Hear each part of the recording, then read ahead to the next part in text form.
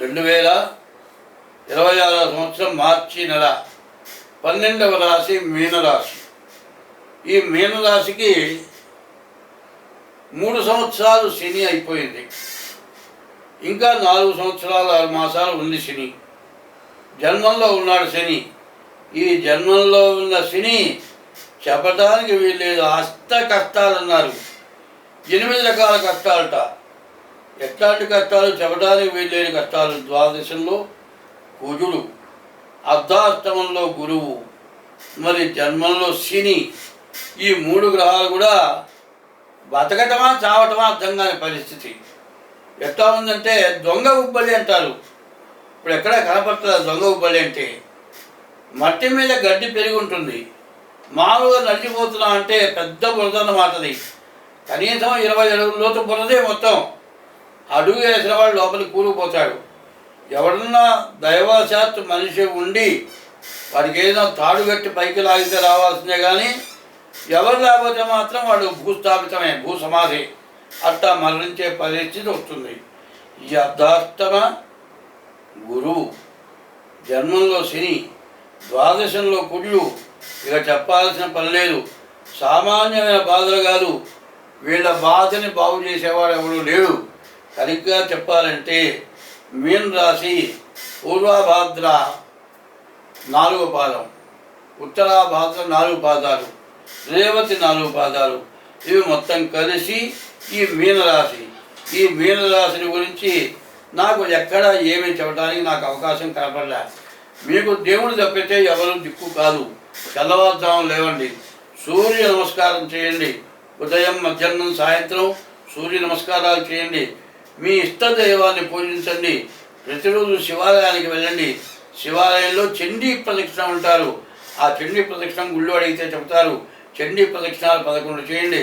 నవగ్రహాలకు 9 ప్రదక్షిణాలు చేయండి. మరి పుట్ట దగ్గర, నాగేంద్రుడు పుట్ట దగ్గర కూడా పూజ చేయండి.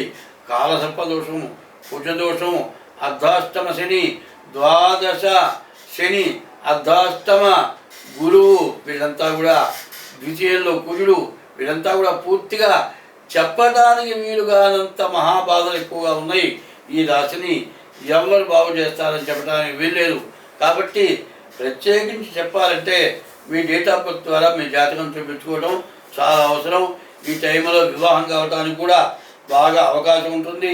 వివాహం అంటే బాగానే ఉంది. చాలామంది చెబుతారు వివాహం అయినప్పుడు అంటారు కదా, నేను పెళ్లి చేసుకుంటా అంటే నాకు ఇప్పుడు అంటాడు. లోపల మాత్రం పెళ్లి చేసుకోవాలనే ఉంటుంది. చేసుకున్న తర్వాత వాళ్ళ బాధ చెప్పడానికి వీల్లేదు. ఒక చోట మొన్న చెబుతున్నారు యూట్యూబ్లో, మరి అరుంధతి నక్షత్రం ఎందుకు చూపిస్తారు అని పెళ్లి కొడుకు పెళ్లి కూతురు అడిగాడు. పెళ్లి కూతురు అంది, అరుంధతి నక్షత్రం ఒకటే ఆడు చూపిస్తాడు బ్రాహ్మడు, మిగతా నక్షత్రాలు మొత్తం మేము చూపిస్తామన్నది. అంతే ఏంటంటే అంత కష్టపెడుతుందన్నమాట. పెళ్ళయ్యేంతవరకు పెళ్లి కూతురు మాత్రం తలకాయ ఉంచుకొనే ఉంటుంది. పెళ్ళైన తర్వాత తలకాయ ఎత్తుతుంది. నీ జాగ్రత్త ఏదన్నా లేకపోతే నిన్ను మాత్రం ఎంత జాగ్రత్తగా దారికి తెచ్చుకోవాలో ఆ విధంగా తెచ్చుకోగలిగింది స్త్రీ. అది మాత్రం ఆడ మనిషిని అన్యాయంగా అంటాం చాలా తప్పు. కాబట్టి ఎవరైనా సరే అంతకుముందు ఎటువంటి అలవాట్లు ఉన్నా సరే పెళ్ళి అయిన తర్వాత నీవు మార్చుకోకపోతే నిన్ను ఖండించేది తల్లిదండ్రుల కంటే భార్య ఖచ్చితంగా ఖండిస్తుంది. నీలో ఏ తప్పున్నా బాగు చేయడానికి ప్రయత్నం చేస్తుంది. నీవు బాగుపడకపోతే నీ గతి అధోగతి, నీ దారి నీదే, దాని దారి దానిదే, నీ గతి అధోగతి పడుతుంది. ఎందుకంటే ప్రతి మానవుడికి ఏమొస్తుందంటే వాళ్ళ స్త్రీ వ్యామోహం, మరి జూదం, తాగుడు, ఈ మూడే.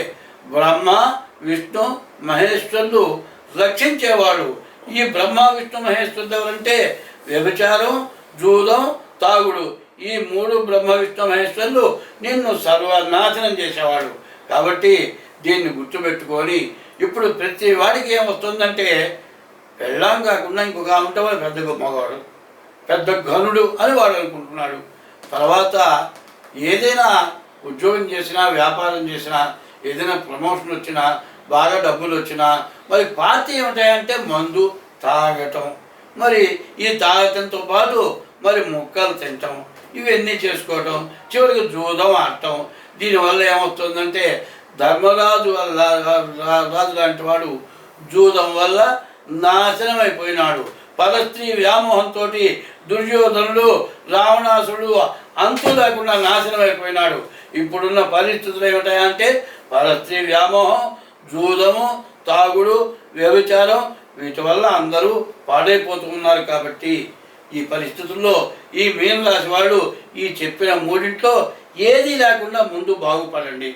తర్వాత మిగతా ఏదైనా గ్రహశాంతులు, డేట్ ఆఫ్ బర్త్ ద్వారా జాతకాలు చూపించుకోండి. మీరు అన్ని విధాలా బాగుంటారు. స్వస్తి.